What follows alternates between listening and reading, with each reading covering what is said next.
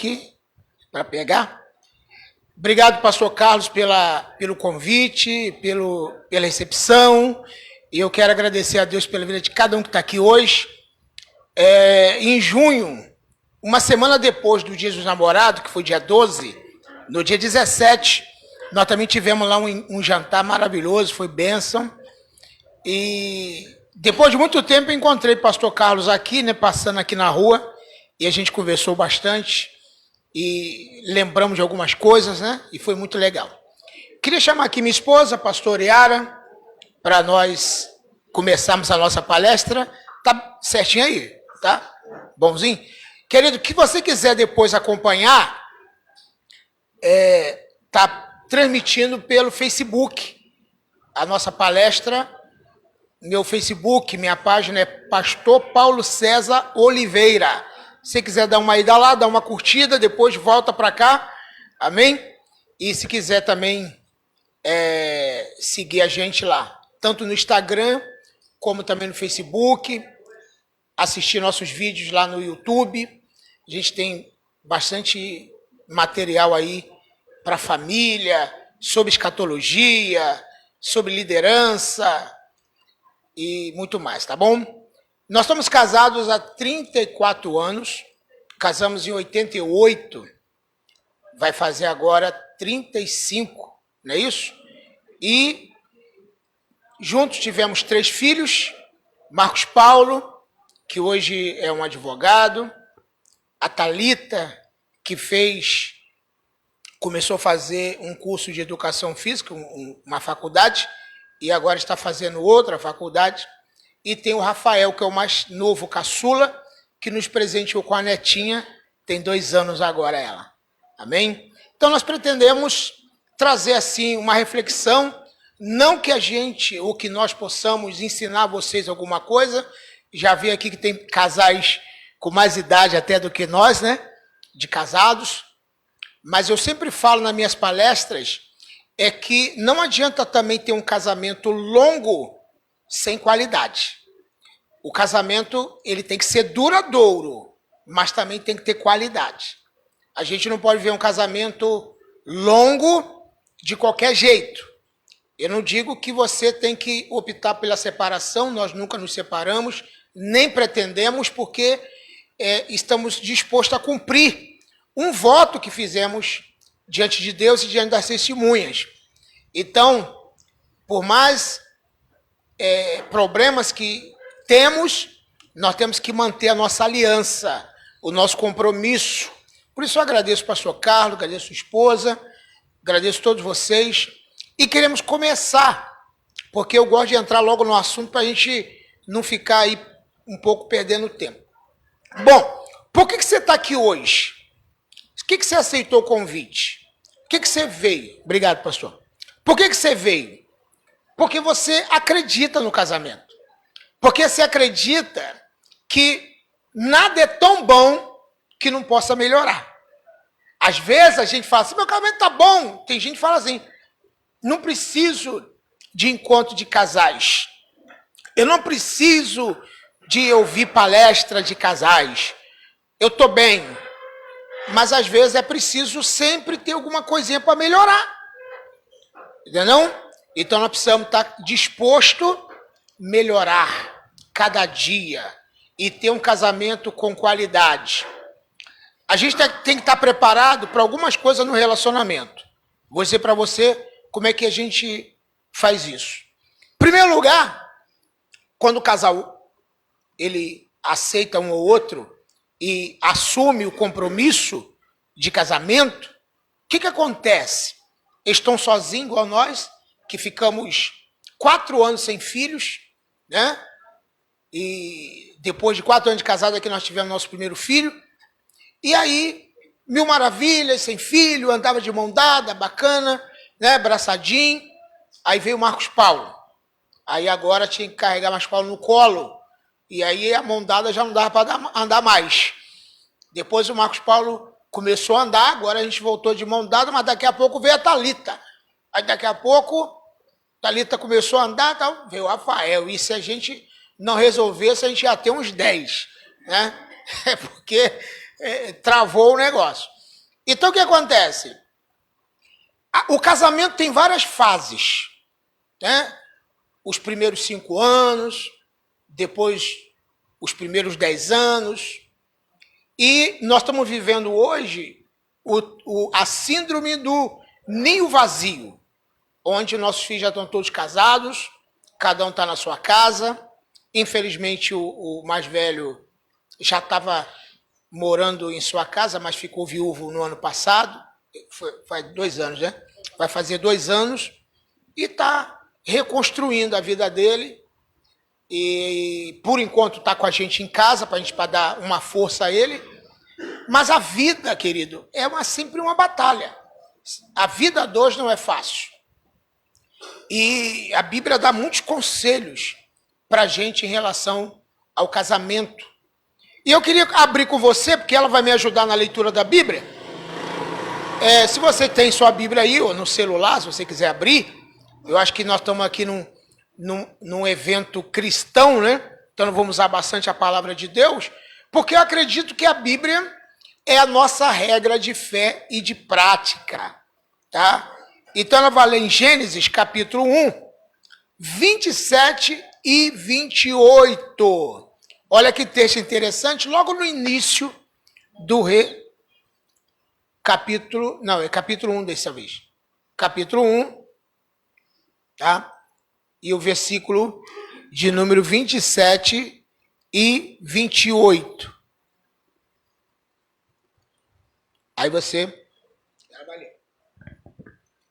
Criou Deus, pois, o homem à sua imagem. À imagem de Deus o criou. Homem e mulher os criou. E Deus os abençoou e lhes disse: sede fecundos, multiplicai-vos, enchei a terra e sujeitai-a.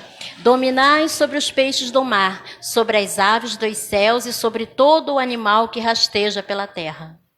Então, no início, Deus criou o homem e mulher, macho e fêmea, os criou. Então, a primeira instituição criada por Deus foi a família. Depois veio outras instituições, como escola, hospitais, igreja, mas a primeira instituição foi a família. E ela é a principal instituição. Sem família não tem nada. Inclusive existe aí as pessoas achando que é na escola que se educa os filhos. Não. Na escola se ensina os nossos filhos. Mas é em casa que se educa os filhos. Então, nós não podemos transferir para a escola a educação dos filhos. Porque os filhos são reflexos dos pais. A educação que o filho vai ter está relacionada com aquilo que o pai está ensinando e a mãe está ensinando. E isso é muito interessante, porque existem pessoas, quando a gente vê uma criança que não cumprimenta, que não respeita o mais velho, o que a gente faz? O que a gente fala? Essa criança é mal educada, né? Quando a gente fala mal educada, criança mal educado, a gente está fazendo uma crítica a quem? A criança ou os pais? Os pais, vamos supor, criança mal educada, porque não foi educada, ou bem educada, foi mal educada.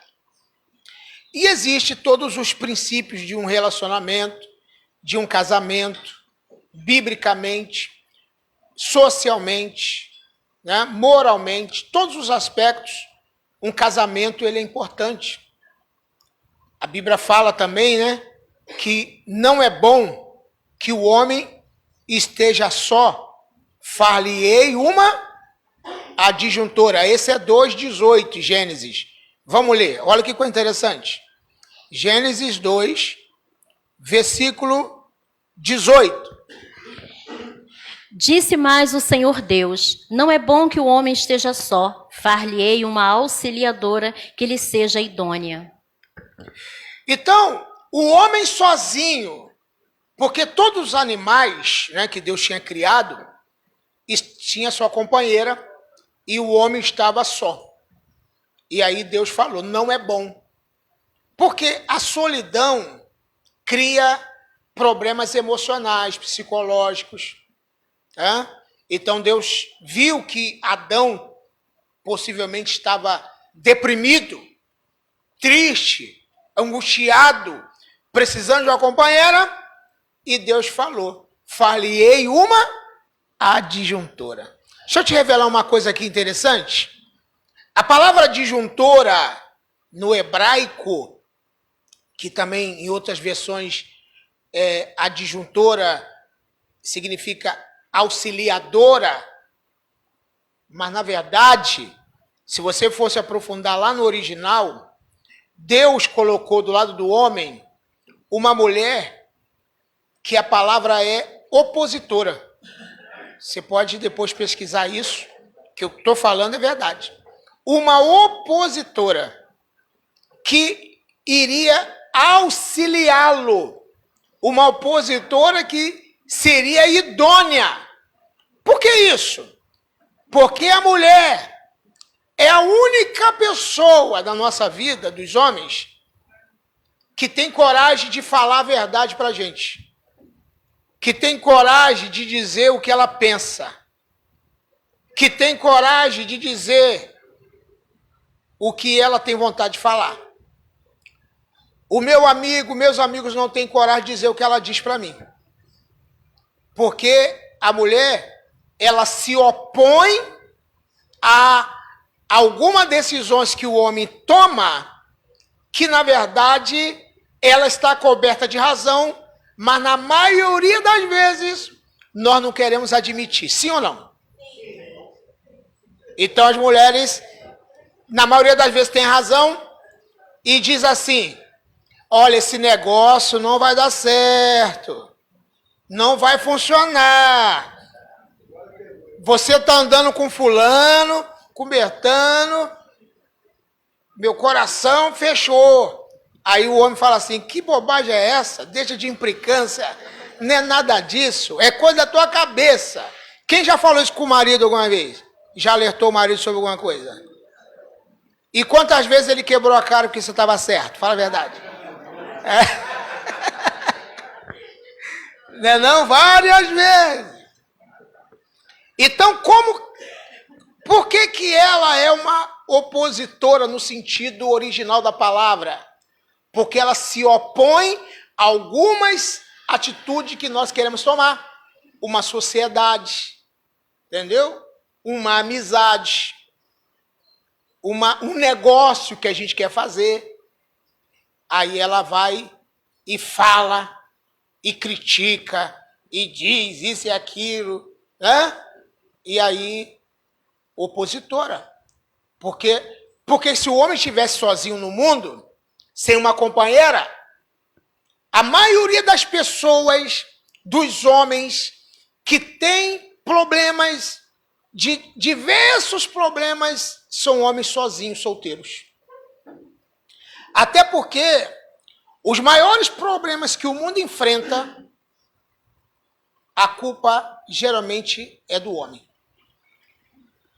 Os assassinatos, se você for fazer uma estatística, são os homens que matam outro homem. Roubo é o homem que mais rouba do que a mulher.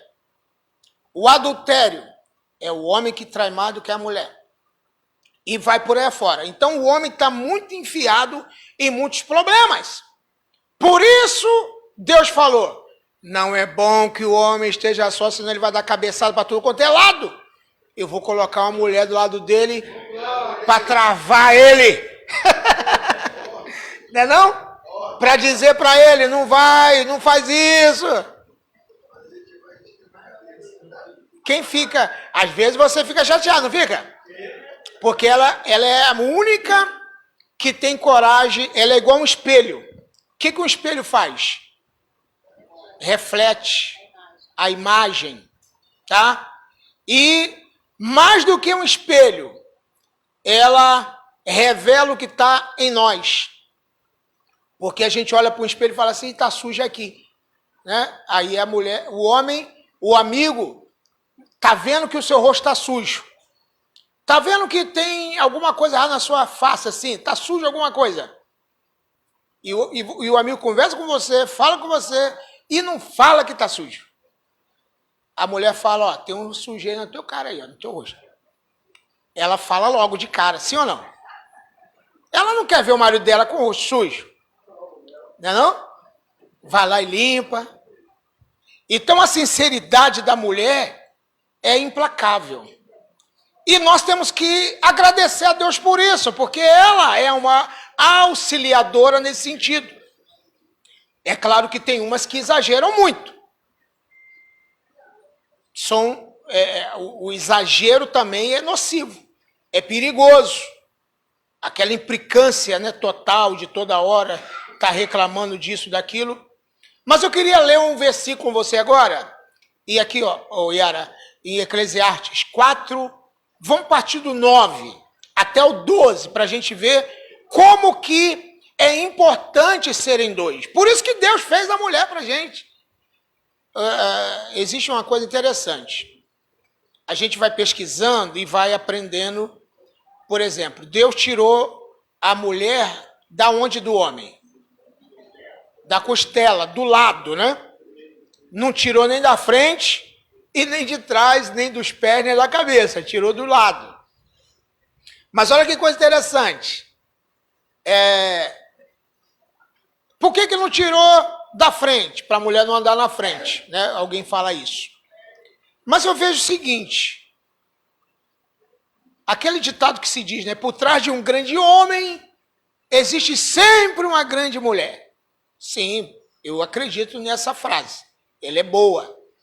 Porque um homem que conquista o seu lugar no mundo, prosperidade e tal, tem sempre a ajuda da mulher. Mesmo que ela não trabalhe fora para ajudar financeiramente. Mas ela ajuda auxiliando em outras áreas. Tanto é que uma mulher entra no casamento sem nada, o homem também sem nada, ele vai correr atrás, trabalhar, acordar 5 horas, 4 horas da manhã, vai trabalhar, volta cansado em casa, ele que sustenta a família, que é obrigação do homem sustentar. Não sou nada contra a mulher trabalhar fora, desde o momento que ela só trabalhe para auxiliar e não para sustentar. E aí, geralmente a mulher é dona de casa. E mesmo que se houver uma separação, uma dissolução do casamento, que isso não é bom que aconteça, na hora do divórcio, cada um vai ficar com a sua parte. E tem homem que fala assim, mas você nunca botou um dinheiro aqui em casa. Mas ela tem o mesmo direito que o homem tem. Mesmo ela não trabalhando fora. Porque ela é uma auxiliadora. Porque se você não tivesse ela do teu lado, você não seria o que você é hoje. Lembra daquela história aquele presidente Barack Obama? Disse a Michelle Obama, eu li isso aí uma vez, que ela estava no restaurante. E o garçom era um ex-marido dela, ex-namorado, perdão. E aí falou pro marido Barack Obama, aquele ali, esse garçom, foi meu namorado. Falou o presidente, que era o Barack Obama. Aí ele disse, tá vendo, Michele? Se você não casasse comigo, você seria a mulher de um garçom. Aí ela falou, você que está enganado. Se você não tivesse casado comigo, você não seria presidente.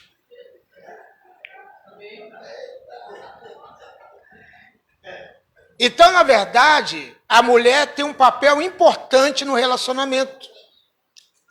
Por isso o texto está dizendo lá, vamos lá. Eclesiastes 4, 9. Olha que texto interessante. Melhor é serem dois do que um, porque tem melhor paga do seu trabalho. Versículo 10. Porque se caírem, um levanta o companheiro. Ai, porém, do que estiver só, pois caindo não haverá quem o levante. Se alguém quiser prevalecer contra um, os dois lhe resistirão. O cordão de 3 dobras não se rebenta com facilidade. Leia o 11 que você pulou, o 11. Também, se 2 dormirem juntos, eles se aquentarão, mas um só, como se aquentará? Então você vê a importância do casamento, dos dois estarem juntos. E um entender a importância do outro no relacionamento. Às vezes a pessoa acha, não, eu sou mais importante nesse casamento. Eu ouvi os depoimentos aqui, alguns homens falaram, se não fosse a minha esposa, eu não estaria aqui hoje. Bacana, isso é verdade. E algumas mulheres falaram, não, eu admito que eu sou a mais chata. E se não fosse ele, eu não sei o que seria de mim. Isso é admitir que um depende do outro e que cada um se completam. Essa harmonia ela é muito importante, tá bom? É claro que dentro de um relacionamento tem que ter aquele equilíbrio, aquele que segura mais a barra, né? Não tem aquele mais nervoso e o mais calmo, né? Tem uma irmã ali que falou, eu sou a enjoada, ele é o mais tranquilo. Quem? Ele é a mesma coisa desde quando nos casamos. Bacana isso. Então, mas acontece que tem que haver o quê? Admitir a importância dentro desse relacionamento. Agora, entender uma coisa importante. Você tem que entender, mulher, que o marido, ele é o cabeça, é o que comanda. Por isso que eu acho... Alguém começou a bater palma ali. Eu acredito. Aqui, ó. Ele não está nem olhando para cá, ele está olhando para lá. Mas tá bom, não vou ver não. Então, olha aqui. Presta atenção na coisa.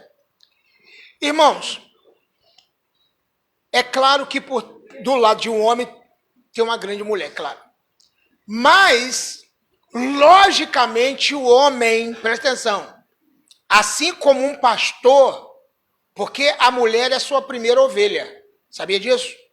É a sua primeira ovelha. Você pode não ser um pastor de igreja, mas você é um pastor da sua família. Todo homem é um pastor. Todo marido tem que ser pastor. De cuidar bem do seu rebanho. Cuidar bem da sua família. E todo pastor, ele vai aonde nas ovelhas? As ovelhas, ele vai aonde? Atrás, do lado ou na frente? Na frente. O marido tem que sempre estar na frente. Na frente das atitudes ou das decisões mais críticas da vida da família. É o marido, a última palavra tem que ser dele. Por exemplo, fez um barulho no telhado. Aí a mulher, fulano, estão andando em cima do telhado. Aí ele diz, vai lá ver. Vai ver o que é. Tem homem assim. Tem ou não tem? Que ele tem mais medo de resolver do que as mulheres. Vai lá ver. Tem alguém batendo no portão. Ah, lá não vou não, vai lá ver você. E joga a mulher para ficar na frente, mas o homem que tem que estar na frente. Ele tem que ser o machão da família, o todo-poderoso. Quando fizer um barulho no telhado, um gato começar a andar no quintal, ele tem que... eu vou levantar e vou lá, é agora. E vai ver uma coisa. Porque mulher gosta de homem corajoso, sim ou não? Homem valente. Mas se o homem tiver medo, essa mulher não tem segurança. Ela quer ter segurança. Ela quer ser protegida. Ela quer ser protegida. Então, eu mostro para a Yara que eu não tenho medo de nada. Enquanto ela tem medo de algumas coisas, eu provo para ela que eu não tenho medo. E resolvo para ela aquilo que fica difícil. Você entendeu como é que funciona? Então, Deus colocou o homem para andar na frente. Até na calçada, né? Você que é homem já deve ter feito isso com a sua esposa. Você está andando na rua. Aí, está andando na calçada. Qual lado que o homem vai da calçada? Lá no meio da rua. A mulher tem que estar protegida. Sim ou não? Vem para cá, não fica aí na rua não. Se quem tiver de morrer, tem que morrer eu, não você. Sim ou não? Qual homem que morreria? Qual homem que morreria pela sua esposa aí? Levanta a mão. Tem gente que morre. Aí, viu aí? Olha lá. Você sabia que tem homem que não morre pela esposa? Mas é uma ordem bíblica de Deus, sim ou não? Efésios capítulo 5, dá uma lidinha lá. Se você não morrer pela sua esposa, você tem que morrer. Se tiver alguém de morrer, quem tem que morrer é o homem. Efésios 5,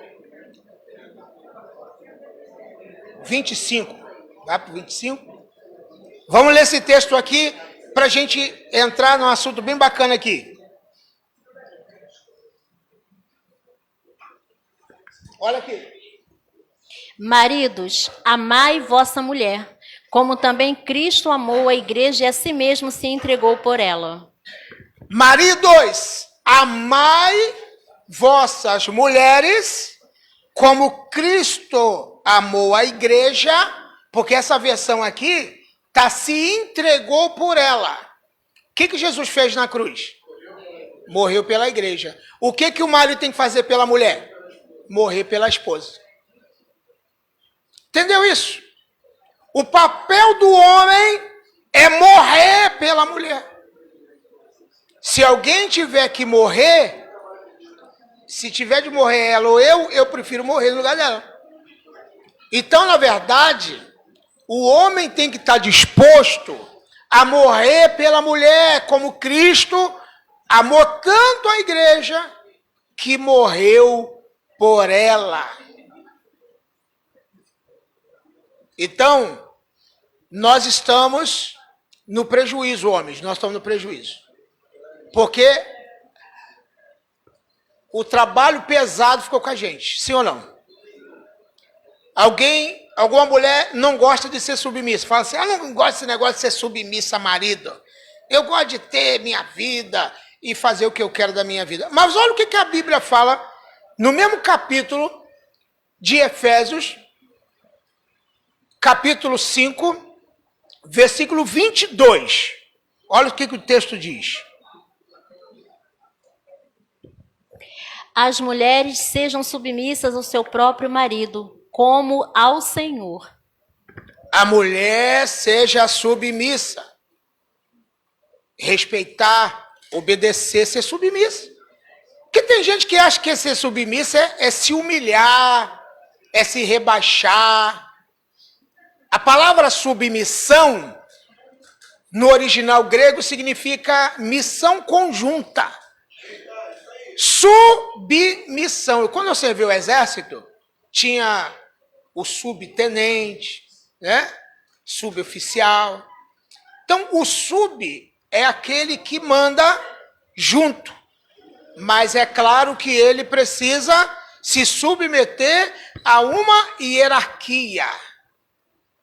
Muita gente não consegue obedecer a hierarquia. No céu tem hierarquia, no trabalho secular tem hierarquia, no exército tem hierarquia, na igreja tem hierarquia, no lar também tem que ter hierarquia. O casamento ele tem que estar debaixo de hierarquia. Por exemplo, você tem que entender o seguinte, a hierarquia é quando a mulher não toma nenhum tipo de decisão sem compartilhar com o marido. É claro que o marido também pode chegar para ela e perguntar o que você acha dessa atitude, nada demais isso. Oi? Como deve, não tem nada demais você conversar com ela antes de tomar uma atitude. Estou falando de coisa assim, que drástica, né? Drástica, que vai mexer com a estrutura da família, que vai mexer com dinheiro, vai mexer com venda do imóvel, da casa, porque tem marido que vende a propriedade e não comunica com a mulher que vendeu. Não é verdade ou não? Agora, quando se fala de algo móvel, por exemplo, como um automóvel, por exemplo, né? O homem, claro que, normalmente, é claro que tem mulher que entende bem de carro, geralmente o homem entende mais. Então, é claro que ela vai sempre deixar para ele, não, você entende bem disso aí, então você toma atitude de trocar de carro, de trocar de marca, de o ano, tu que sabe. Agora, quando se fala de coisa relacionada à estrutura familiar, por exemplo, você conquistou um imóvel com muita dificuldade, casou no aluguel, num cômodozinho lá, numa kitnetzinha, daqui a pouco comprou um terreno, daqui a pouco construiu uma casinha, aí foi aumentando, a família foi crescendo, e de repente você cisma assim, vou vender. Pronto, tem homens aí, eu conheço alguns, que tomou essa atitude de vender, depois não conseguiu comprar, e está mais de 20 anos no aluguel, porque vendeu um bem da família. Então, por isso que a gente tem que entender essa questão da submissão e também entender que muitas vezes é preciso conversar os dois sobre isso, sobre essa decisão, porque é uma decisão que envolve a família. O texto fala o seguinte: mulheres, sede submissa a seu próprio marido. Como a quem? Quem está lendo aí? Como ao Senhor. Isso é interessante. A submissão da mulher com o marido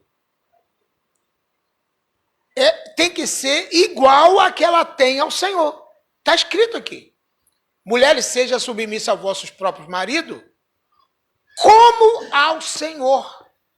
Uma mulher que se submete e que atende o conselho do marido, ou a orientação, ou a decisão dele, ela está fazendo como se ela fizesse para o Senhor. Isso é interessante. A gente tem que ter esse princípio. Depois lê aí para mim, por favor, 23. O que está escrito? Já está aí. 23, olha só.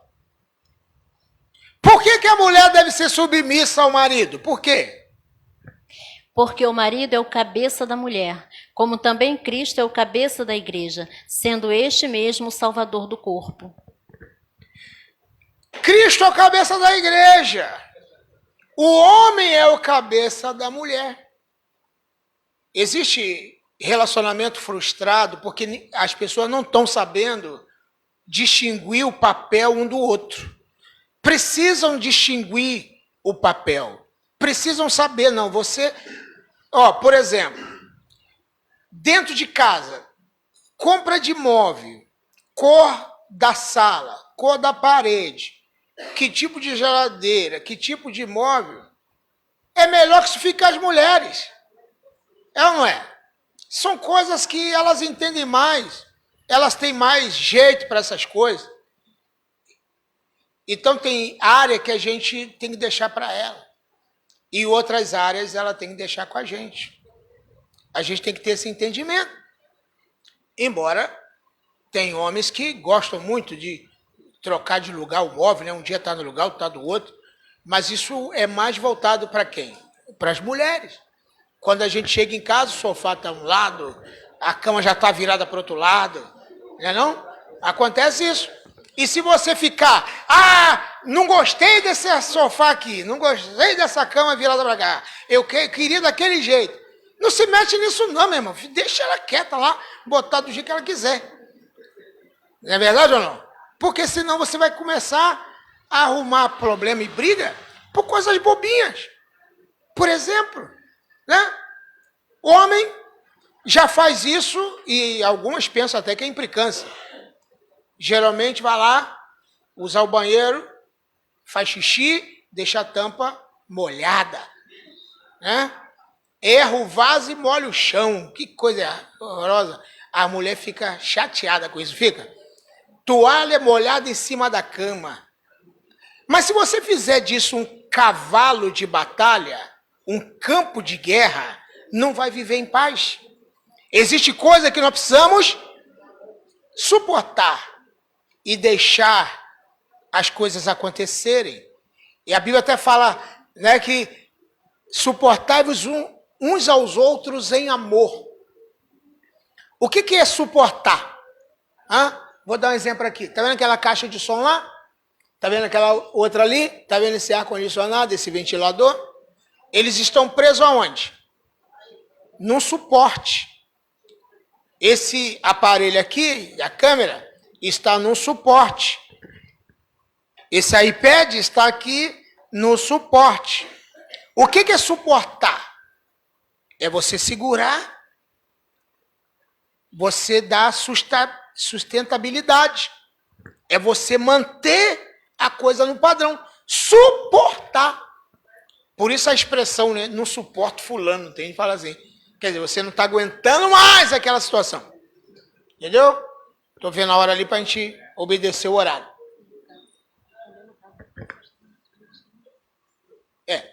Ela está falando aqui que você vai suportar alguém que talvez não é tão fácil de se lidar, né? Às vezes a pessoa é difícil. E você é o suporte dessa pessoa difícil. Tem muita gente que suporta. Porque a Bíblia fala, vamos ler em 1 Coríntios, capítulo 13. Presta atenção nesse texto. 1 Coríntios, capítulo 13. Esse texto é muito interessante. Fala do amor. Vamos lá. São vários versículos, mas nós precisamos prestar atenção neles. Primeiro em diante. Ainda que eu falasse a língua dos homens e dos anjos, se não tiver amor, serei como bronze que soa ou como símbolo que retine.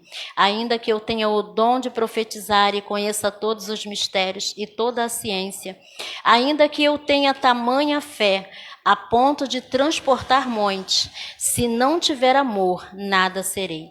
E ainda que eu distribua todos os meus bens entre os pobres, e ainda que entregue o meu próprio corpo para ser queimado, se não tiver amor, nada disso me aproveitará.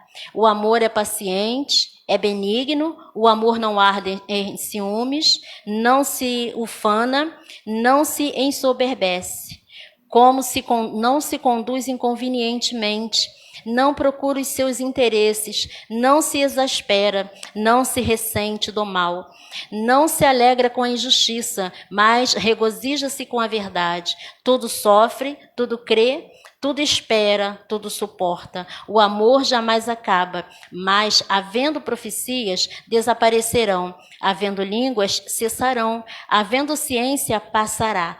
Porque, em parte, conhecemos e, em parte, profetizamos. Quando, porém, vier o que é perfeito, então o que é em parte será aniquilado. Quando eu era menino, falava como menino, sentia como menino, pensava como menino. Quando cheguei a ser homem, desisti das coisas próprias de menino, porque agora vemos como em espelho, obscuramente. Então, veremos face a face. Agora conheço em parte, então conhecerei como também sou conhecido. Amém. Você vê que maravilha esse texto. É um clássico da Bíblia. É um clássico da Bíblia. Até cantores, né, que não são cristãos usaram esse texto para fazer música. Porque é um clássico.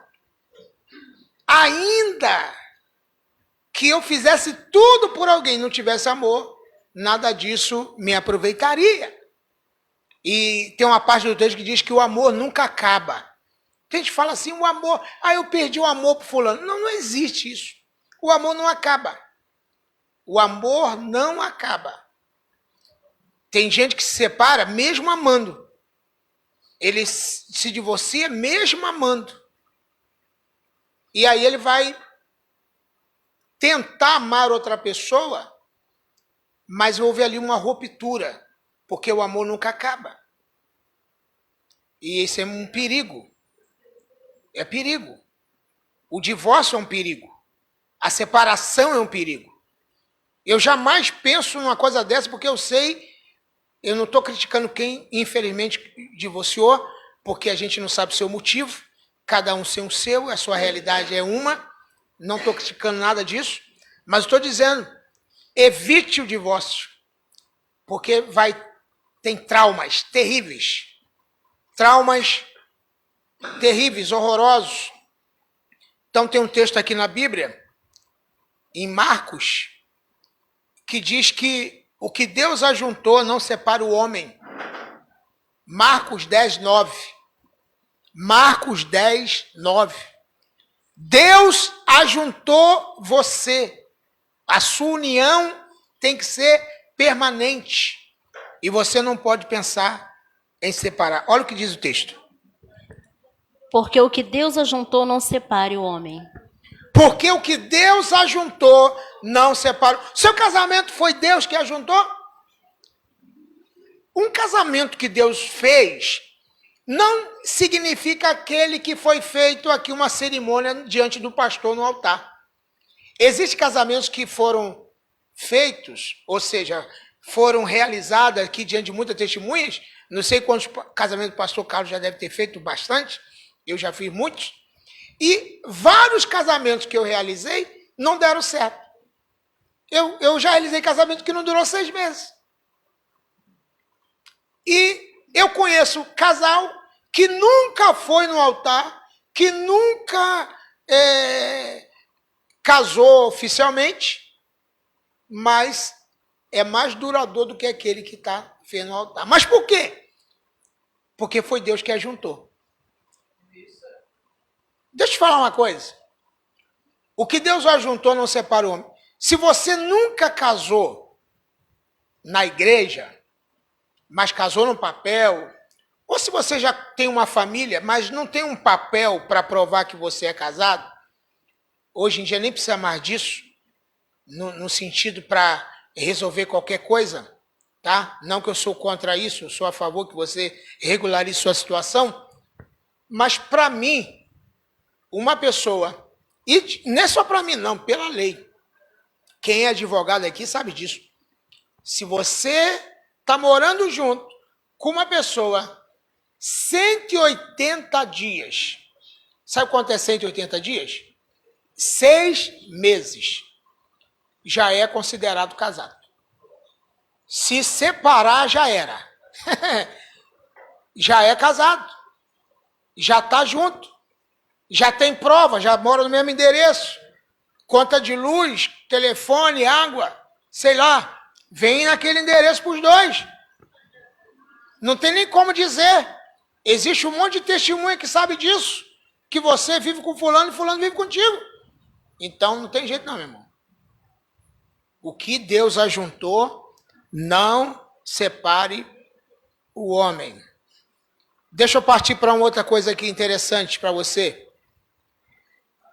Para falar dessa cobertura, dessa proteção espiritual, eu falei que o homem é o pastor da mulher, da família, da casa.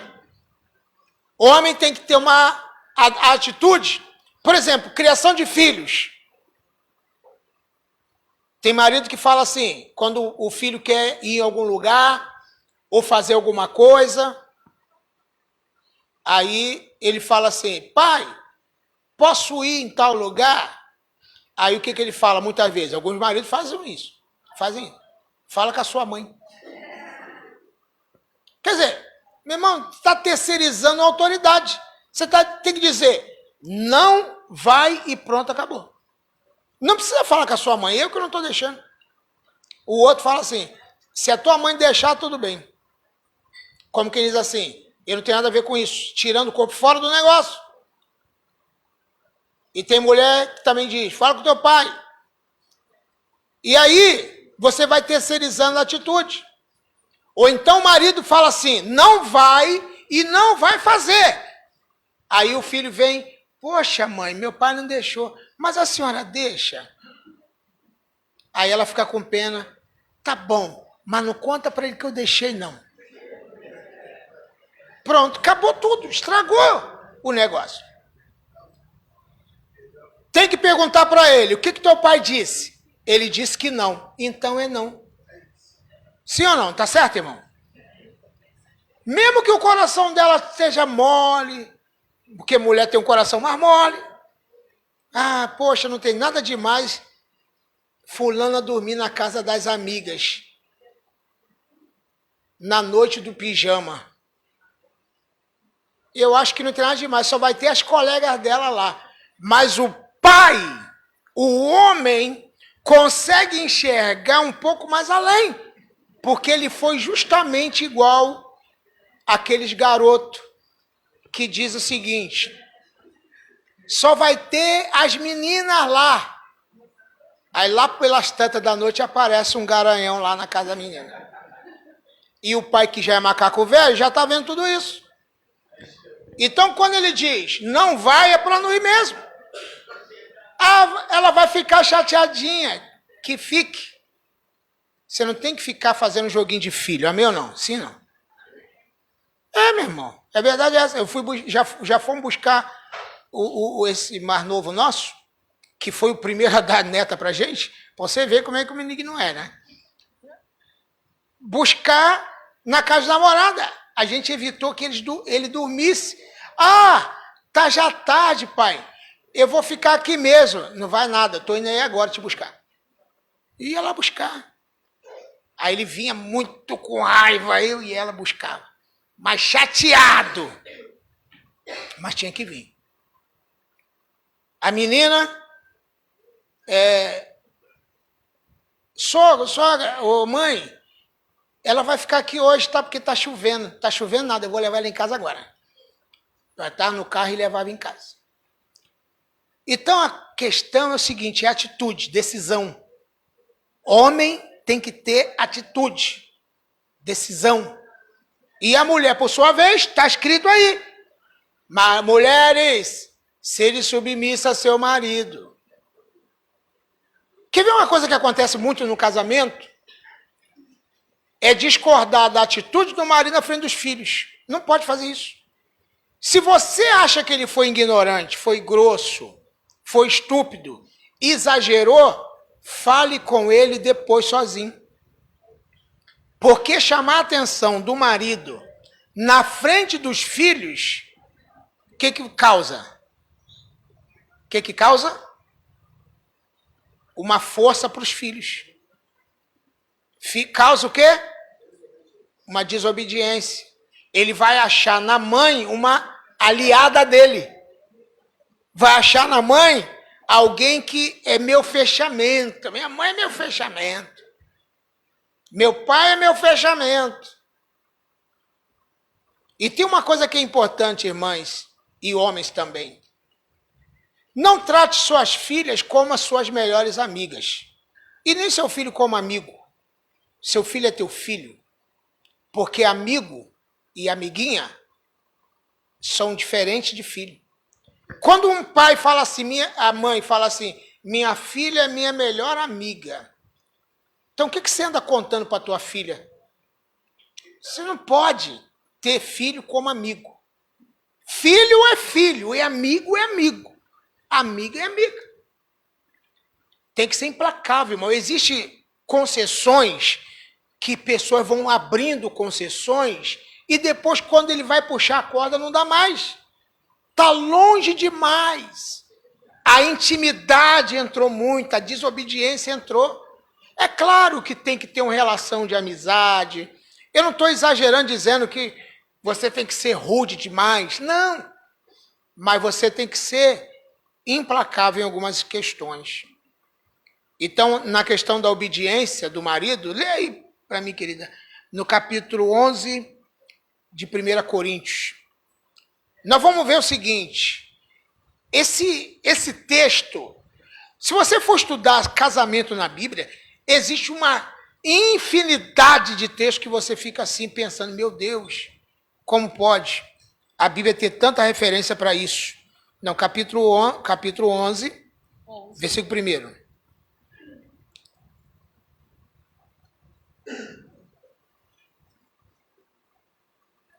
Capítulo 11.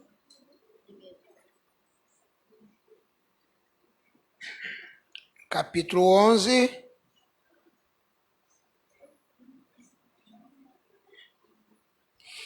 É que fala que o homem é o cabeça da mulher. Capítulo 11, me perdi aqui. 1 Coríntios. Não, então é 2 Coríntios, desculpa. É por isso que eu não estou achando. 2 Coríntios, capítulo 11. Olha que texto interessante.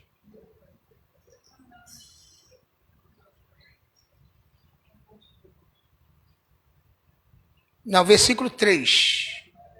Isso. Capítulo 11, versículo 3, 2 Coríntios. Mas receio que, assim como a serpente enganou a Eva com a sua astúcia, assim também seja corrompida a vossa mente e se aparte da simplicidade e pureza devidas a Cristo.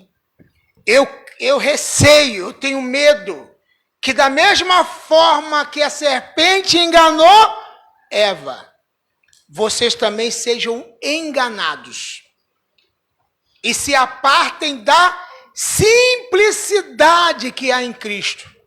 A serpente, quando foi enganar Eva, ela usou de astúcia, sim ou não?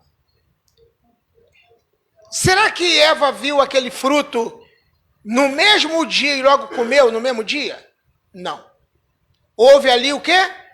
Um relacionamento, houve ali vários dias. E como eles viviam muitos anos, eu acredito que vários anos, ela olhando para aquela fruta, a Bíblia diz que a fruta era desejável aos olhos e boa para se comer, ela chegava a dar água na boca de Eva. E a Bíblia fala que ela acabou comendo porque ela desobedeceu não só a Deus, mas o seu marido. Então, olha o que a Bíblia fala. Que ela comeu. Por que ela comeu? Porque Adão não estava perto. A atitude de Adão, o que ele deveria fazer era estar com ela em todo lugar, em todo momento. Acolher em todo momento. Mas naquele momento que ela comeu, provavelmente Adão não estava perto. E depois, quando Deus chamou a atenção deles, um colocou a culpa no outro. Ah, foi a mulher que tu me deste, que me enganou. E você, Eva, o que houve? A serpente que foi me enganou. E vai por aí afora. Mas cada um tem que estar certo da responsabilidade de cada um. Meu irmão, eu sei que talvez, para alguns, nós estamos chovendo no molhado. Mas falar desse assunto é restaurar o nosso casamento. Se estava bom, pode ficar melhor. Vocês têm que conversar sobre vários assuntos. Então, vamos aqui para a gente terminar já, pastor? Já vou terminar. Em 1 Pedro, capítulo 3. Olha que texto interessante. Versículo 3 também. 1 Pedro 3, 3. Esse texto fala da submissão. Depois nós vamos ler o 7, para você ter uma ideia. Olha o que diz o 3. Seja o adorno da esposa o que é exterior, como frisado de cabelos, adereços de ouro, aparato de vestuário. Leia para mim o primeiro. Olha aqui. Mulheres, sede vós igualmente submissas a vosso próprio marido, para que, se ele ainda não obedece à palavra, seja ganho sem palavra alguma, por meio do procedimento de sua esposa. Eu conheço várias mulheres que conseguiram trazer os seus maridos para a igreja através do seu comportamento. E não da sua insistência, mas o comportamento. E outra coisa interessante, pastor Carlos, quando uma mulher tem marido não crente, não sei se existe aqui nesse auditório essa realidade, Algumas vezes você precisa deixar de ir à igreja naquele dia e atender o seu marido. Algumas vezes. Uma vez eu estava numa igreja pregando e chegou uma irmã, eu ia pregar, e chegou uma irmã correndo, era de dia isso, apressada, aí ela ganhou logo a oportunidade. Deram para ela a palavra. Ela, irmãs, desculpe, eu cheguei atrasada, quase que eu não vinha hoje. O diabo queria me impedir. O marido dela que falou para ela ficar em casa.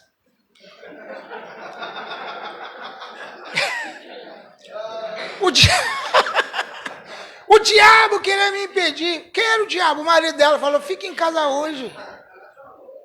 Só hoje. E ela disse, sai para lá, Satanás, eu vou para a casa do Senhor. Não é? Eu vou para a casa do Senhor. Meu irmão, a casa do Senhor, principalmente, é o teu casamento. É a tua família. Em primeiro lugar, tem gente que põe uma escala de valores inversa. Primeiro na tua vida é Deus. Segundo na tua vida é a tua família. E terceiro é a igreja. Mas tem gente que fala assim, não, primeiro na minha vida é Deus. Segundo é a igreja. Depois é a minha família. Está tudo errado. Primeiro Deus. Segundo a família, casamento. Terceiro a igreja ou ministério. A tua casa é o teu principal ministério. Se você é pastor, se você é presbítero, é evangelista, e você faz tudo pela casa do Senhor e não faz pela sua família, está tudo errado. A tua principal ovelha é a tua esposa. Jesus contou a parábola do pastor. O pastor tinha 100 ovelhas. Deixou no deserto quantas? 99 e foi atrás de uma. Que ovelha valiosa é essa para um pastor ser capaz de deixar 99 e ir atrás de uma só? Você sabe quem é essa ovelha valiosa para um pastor, para um marido? A própria esposa. Eu sempre digo para os meus auxiliares pastores e para quem eu estou mentorando. Se for preciso você escolher o ministério ou tua família, escolha a sua família. Ah, comigo eu escolho o ministério. Vai quebrar a cara. Sim ou não? Porque o nosso principal ministério é a nossa família. Eu sou capaz de abandonar o ministério. Deus não. Deus eu não largo. Mas o ministério eu largo. Por causa dela. E por causa da minha família. Porque esse é o meu principal ministério, meu principal rebanho. Entendeu? O pastor foi atrás de uma ovelha porque ele achou, ou ela era realmente a mais importante do rebanho. Existem ovelhas importantes. E a ovelha, a maior e a mais importante do meu rebanho é minha mulher. Eu conheço pastores que abandonaram a família para ficar com o ministério. Sabe o que deu? Quem sabe o que deu? Perdeu os dois. Nenhum nem outro. Perdeu os dois. Perdeu os dois. Então o que você tem que escolher? Tua família, tua esposa, teu casamento. Tem que ser importante. Por isso eu perguntei, qual homem tem uma coragem de morrer pela esposa? Tem que morrer por ela. Entendeu? Isso é muito importante dentro de um relacionamento. Leia, por favor, o 7. Preste atenção nisso, hein? Água aqui, ô abençoado. É água que vocês querem? Vai ler aqui, ó. Versículo 7. Igualmente, vós, maridos, vivei a vida comum do lar, com discernimento e tendo consideração para com a vossa mulher como parte mais frágil. Tratai-a com dignidade, porque sois juntamente herdeiros da mesma graça devida, para que não se interrompam as vossas orações. Esse texto mostra uma coisa muito interessante. Vós, maridos, vivei com a sua esposa com entendimento. Coabitai com sabedoria com ela, porque ela é o vaso mais frágil. A mulher é mais sentimental. Cuide da tua esposa. Ela é o vaso mais frágil. Agora tem aqui embaixo. Coabitai com ela com entendimento, porque vocês são cordeiros da mesma graça. Viva com ela com sabedoria, para que não seja impedido o quê? As vossas orações. O que significa? Que se o marido for estúpido, ignorante, botar outras coisas em primeiro lugar do que a família, do que a mulher, ele pode viver orando no monte. Ele pode ficar nas consagrações à vontade. Ele pode ir para onde ele quiser. Mas as orações dele não será ouvida. Tem marido que ora,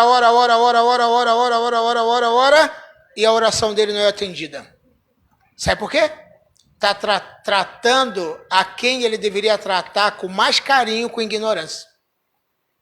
Devia tratar quem ele devia respeitar e amar e se submeter com estupidez. Deus é tão do lado da mulher, eu nunca vi isso na vida. Deus gosta das mulheres demais. É ou não é? Porque Ele é capaz de travar a tua oração se você não tratá-la bem. Deus trava a tua oração. Ele faz a tua oração não subir nem nesse teto aqui, ó. Desde o momento... Agora, que você que é um marido inteligente, tem que pensar o seguinte. O que ela quiser, o que ela precisar, o que ela... Sabe? Você tem que tratar ela assim, sabe por quê? Porque quando você for dobrar o seu joelho, meu irmão, a tua oração tem que funcionar. Mas se você fazendo errado, a tua oração não vai funcionar. É interessante isso. E eu pedi mais 5 minutos, pastor, para a gente tratar de um assunto importante aqui também, dentro de todos eles são importantes. Capítulo 7 de 1 Coríntios, versículo 1 em diante. Todo casamento tem que ter equilíbrio em várias áreas, todo. Na saúde, nas finanças e no sexo. Olha o que diz o versículo 1 até o 5. Por favor. Quanto ao que me escrevestes, é bom que o homem não toque em mulher. Mas, por causa da impureza, cada um tem a sua própria esposa, e cada uma o seu próprio marido. O marido conceda à esposa o que lhe é devido, e também, semelhantemente, a esposa ao seu marido.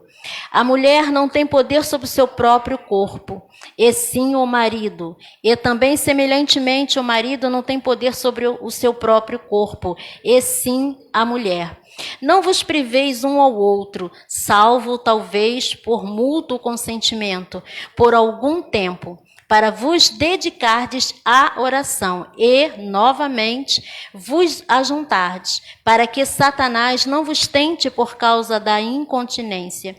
E isto vos digo como concessão e não por mandamento.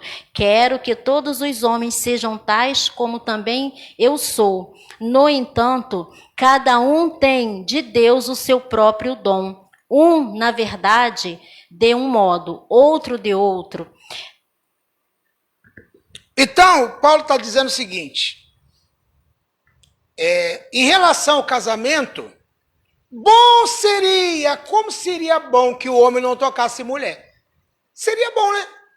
Que o homem não tocasse, não precisasse, mas precisa. Agora, por causa da prostituição, por causa da impureza sexual, cada um tem a sua própria mulher.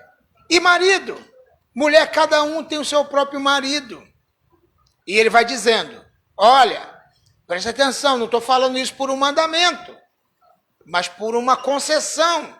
É um conselho que eu estou dando para vocês, está na Bíblia. Não vos priveis uns aos outros. Não diga não um para o outro no relacionamento conjugal. Esteja sempre disposta para o seu marido, e cada marido tem que estar sempre disposto para a sua mulher. Não negue o sexo um ao outro, a não ser por consentimento mútuo, para vos aplicardes a oração por algum tempo e vos ajuntai-vos rapidamente, para que Satanás não vos tente pela vossa incontinência. Eu conheço casamento que foi desfeito por falta de sexo, de carinho, de amor. Eu conheci uma pessoa que gostava de orar no monte, um irmão. Aí ele ia no monte orar. Ficava uma noite, tudo bem. Aí daqui a pouco ele juntou com outros irmãos e ficou 3 dias. Ele gostou tanto de ficar 3 dias, voltou lá cheio do Espírito Santo, da glória de Deus, 3 dias. Aí ele gostou tanto, pastor, e ficou uma semana, depois ficou uma semana. E ele acabou fazendo uma tenda no monte. E resolveu ficar 1 mês, orando e comendo pão e água. Bom, a mulher não voltou, quando ele voltou do monte, cheio do Espírito Santo, já tinha outro lá na casa dele. Firme e forte. Você entendeu? Então, irmão, tem gente que ora, mas não vigia. É ou não é? O que a Bíblia diz? Orai e vigiai. Vigiai e orai, para que não vos entre em tentação. Então, o que você tem que fazer? Sexo é o mandamento de Deus, e não tem nada de errado nisso. Geralmente que você é casado, faça à vontade. É pecado o casal de namorado fazer sexo. Não casou ainda, está só namorando, é pecado. Embora a gente sabe que antigamente tinha mais temor nisso. Hoje em dia, só misericórdia. Mas é pecado também, depois que é casado, não fazer. É ou não é? É.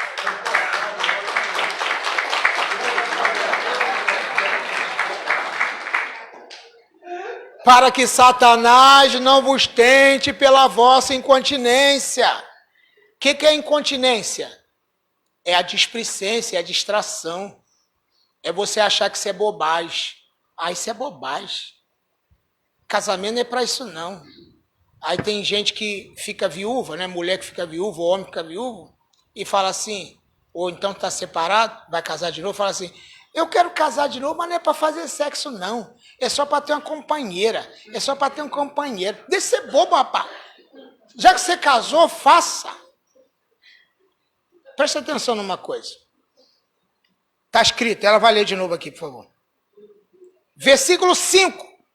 Porque tem gente que acha, se você ler Cantares de Salomão, vão ficar escandalizados, então. É ou não é, irmão? Versículo 5, olha o que está escrito. Não vos priveis um ao outro, salvo talvez por mútuo consentimento, por algum tempo, para vos dedicardes à oração e, novamente, vos ajuntardes, para que Satanás não vos tente por causa da incontinência. Para que Satanás não vos tente. Deixa eu te falar uma coisa rapidinho, querido. A oração é importante. A minha esposa ora muito mais do que eu. Muito mais. Eu sou mais da palavra, mais de estudar, ela é de oração. A oração é importante. Eu não sei o que seria se não fosse a oração dela. Mas eu quero dizer o seguinte. Você ora, mas continua sendo um ser humano. Continua tendo natureza humana. Continua sendo gente. Você não vai deixar de ser carne porque está orando. Então tem que cumprir. Você come, você toma café, você almoça, você janta, então você precisa também de se relacionar. Quando casou, novinho, é de um jeito, né? Mais frequência, com mais, né? Depois o tempo vai passando, vai ficando mais ou menos. O tempo vai passando mais, vai ficando mais ou menos. E vai passando e vai ficando mais ou menos, mas não pode deixar de fazer. Sim ou não? Tem que fazer. Para que Satanás não vos tente pela vossa incontinência. Deus abençoe você. Eu espero que Deus tenha falado ao seu coração. E eu queria convidar você para a gente orar junto. Você vai dar a mão à sua esposa, seu marido, vão ficar de pé e vamos fazer uma oração. Eu acho que eu estou dentro do horário ali que ele me deu, faltando um pouco para as 9. Nós vamos estar orando, pedindo a Deus que ajude nosso casamento, entre nesse cordão de 3 dobras, né? Que um cordão de 3 dobras é mais difícil arrebentar. Coloque Deus no seu casamento, na sua vida, no seu relacionamento. Quando você tem um casamento onde Deus está presente, tudo vai dar certo. Tudo vai dar certo. E a palavra de Deus tem que ter prioridade na nossa vida. Eu não sei você, mas se você quiser estudar muito sobre relacionamento, a Bíblia é o melhor livro para isso. Eu já li vários livros sobre casamento, mas eu acho que não tem nenhum melhor do que a Bíblia. A Bíblia fala para a gente. Mas tem gente que lê a Bíblia e não vê isso na Bíblia. Não vê casamento na Bíblia, não vê relacionamento na Bíblia. Mas ela está cheia de informações boas para a gente. Né? Jeremias 29, a partir do 11, diz: eu sei os planos que eu tenho a vosso respeito. Eu tenho um plano para o bem, não para o mal. Eu tenho uma boa obra para você. Então nós vamos orar. Pai, te agradecemos por esses casais que estão aqui. Te pedimos, Senhor, que a vida deles sejam transformadas, abençoada, e que eles, Senhor, venham, Senhor, crescer no relacionamento. Que eles entendam que a tua palavra é prioridade no relacionamento deles. Que o Senhor venha abençoar e que nada venha desmanchar esse amor, atrapalhar esse relacionamento. Nada pode ser maior do que essa união. Por isso, eu te peço, eu seja com cada um deles, no nome de Jesus. Você sabia que, cientificamente, o beijo, ele é medicinal entre o casal? Ele cura emocionalmente?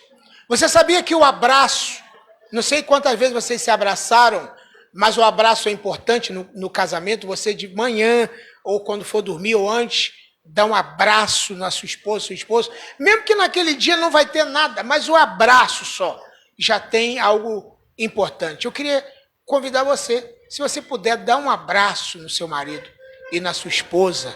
Um momento, tá? Abrace. Abrace, porque o abraço, ele cria essa unidade. Diga para ele, eu te amo, para ela, eu te amo. Você é a razão da minha vida. Hã? Isso. Em nome de Jesus. Pastor, obrigado. Deus abençoe vocês, irmãos. Gente, pode se sentar aí. Uma boa noite a todos.